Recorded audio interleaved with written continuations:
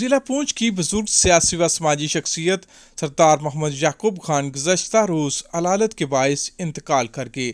مرحوم کی نماز جنازہ ان کے آبائی گاؤں تیتری نوٹ میں ادا کر دی گئی۔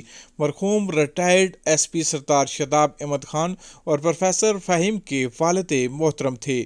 نماز جنازہ میں سابق سینئر وزیر ملک محمد نواز خان، وزیر زکوٰۃ و عشر چودھری یاسین گلشن، سابق وزراء الحاج غلام مصطفیٰ، سردار عبدالقیوم خان نیازی، محمد Matloob Inqalabi, Sardar Muhammad Naeem, D I G Yasin Qureshi, D I G Rashid Naeem, سابق D I G Sardar Gulfaraz Khan, S P Rawalakot Raja Zulqarnain, S P Kotli Raja Akmal Khan سمیت انجمن تاجران کے رہنماؤں، علماء کرام اور عوام علاقہ نے کثیر تعداد میں شرکت کی۔